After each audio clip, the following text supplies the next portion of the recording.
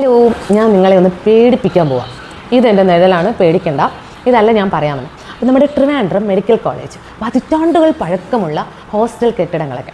അപ്പോൾ ഇപ്പോൾ ഒരു ന്യൂസ് അറിഞ്ഞാണ്, നേരത്തെ സംഭവം ഉള്ളതാണ്, പക്ഷേ ഈ അടുത്താണ് അത് വൈറലായത് എന്നുള്ളത്.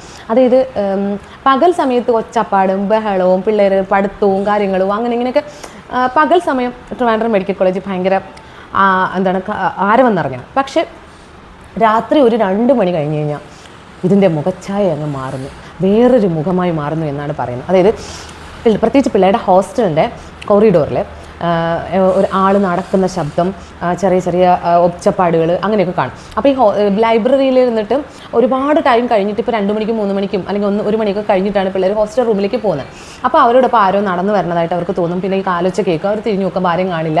അങ്ങനെയൊക്കെയുള്ള സംഭവങ്ങൾ. അത് കഴിഞ്ഞാൽ അടഞ്ഞു കിടക്കുന്ന ഹോസ്റ്റൽ റൂമുണ്ട്, ആരും ഉപയോഗിക്കാത്ത റൂമുകളിൽ നിന്ന് കസേര നീക്കുന്ന സൗണ്ട്, പിന്നെ അതിനകത്ത് നല്ലാത്ത സൗണ്ട്, അങ്ങനെയൊക്കെ പല പല ശബ്ദങ്ങൾ ഇങ്ങനെ വരുന്നു. അപ്പോൾ ഇവരുടെ എല്ലാം ഒരു മനസ്സിലൊരു കൺസെപ്റ്റ് ഉള്ളതെന്ന് വെച്ചാൽ, ഈ ആഗ്രഹങ്ങൾ തീരാതെ മരിച്ചുപോയ ഒരുപാട് പേരുണ്ട് മെഡിക്കൽ കോളേജിൽ. തീർന്നേക്കണം അറിയാമല്ലോ, ഞാൻ പറയാതെ അവരുടെ ആത്മാക്കളായിരിക്കാം, അല്ലെങ്കിൽ ഹോസ്റ്റലിൻ്റെ ഫ്രണ്ടിലുണ്ടായ അപകട മരണങ്ങൾ ഇപ്പോൾ ഇവരുടെയൊക്കെ ആത്മാക്കളായിരിക്കാം എന്നാണ് പറയുന്നത്.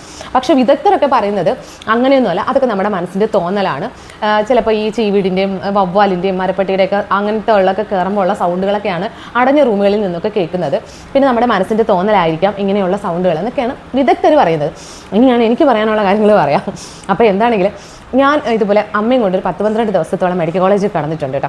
അപ്പോൾ ഇത്തിരി ക്രിട്ടിക്കലായിട്ടുള്ളൊരു വാർഡിലാണ്. അപ്പോൾ അതുകൊണ്ട് തന്നെ ഈ പേഷ്യൻറ്റിൻ്റെ വേദന കൊണ്ട് പൊളയുന്ന കരച്ചിലും, ചിലപ്പോൾ ഈ വേദന കൊണ്ട് അന്നേരം കിടന്ന് ഞരങ്ങി പൊളയുന്നവർ നേരം വെളുക്കുമ്പം കാണൂല, മരിച്ചു പോകും. അവർ വെള്ളം മൂടി കൊണ്ടുവരുന്ന കാഴ്ചയാണ് കാണേണ്ടി വരുന്നത്. ഈ 10 ദിവസം തന്നെ എത്ര പേരെ മരിച്ചതാണ് ഞാനിങ്ങനെ മൂടി കൊണ്ടുവന്ന് കാണിച്ചത്. ചിലപ്പോൾ തൊട്ടടുത്ത് കിടക്കുന്ന ഒരു പേഷ്യൻ്റ് ആയിരിക്കും, രാവിലെ ആകുമ്പോൾ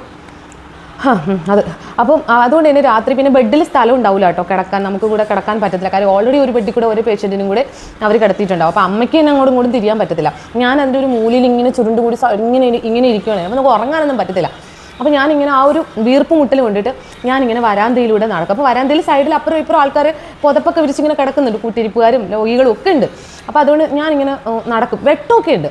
ഞാൻ ഇങ്ങനെ നടക്കുമ്പോൾ എൻ്റെ പുറകിൽ നിന്ന് ആരോ നടന്നു വരുന്ന പോലെ എനിക്ക് തോന്നും. അപ്പോൾ ഞാൻ കുറച്ച് സമയം ഇങ്ങനെ നടന്നു വരുന്നുണ്ട്, പക്ഷേ എൻ്റെ ഒപ്പം എത്തണമില്ല, കടന്നു പോകണമില്ല. അപ്പോൾ എന്താന്ന്, കാരണം ഞാൻ വളരെ പതുക്കെയാണല്ലോ നടക്കുന്നത്. ഞാൻ തിരിഞ്ഞു നോക്കുമ്പോൾ ആരും ഉണ്ടാവില്ല, ഭയങ്കര നിശബ്ദത. അപ്പോൾ ഞാൻ ചോദിച്ചു, ആരും നടന്നില്ല, ശരിക്കും ഞാൻ കേട്ടുല്ലോ, പക്ഷെ തിരിഞ്ഞു. ഇത് എൻ്റെ അനുഭവമാണ് കേട്ടോ, സീരിയസ്ലി ഞാൻ പറഞ്ഞ അനുഭവമാണ്, എനിക്കറിയില്ല. അപ്പോൾ ഞാൻ പെട്ടെന്ന് അമ്മയുടെ അടുത്ത് വന്ന് സൈഡിലിരിക്കുമോ, എനിക്ക് ആ ഒരു അനുഭവം, ഈ ഒരു സംഭവം ഇപ്പം ഞാൻ അറിഞ്ഞപ്പോൾ എൻ്റെ അനുഭവം കൂടി ഞാൻ പറഞ്ഞാണ്. നിങ്ങൾക്കിതിൽ വിശ്വാസം ഉണ്ടോ എനിക്കറിയില്ല. എന്തായാലും ഇതിനെക്കുറിച്ച് നിങ്ങളുടെ വിലപ്പെട്ട അഭിപ്രായം നിങ്ങൾ കമൻറ്റ് ചെയ്യണം. ആത്മാക്കളുണ്ടോ ഇല്ലയോ? അപ്പോൾ ശരി, പേടിപ്പിച്ചു.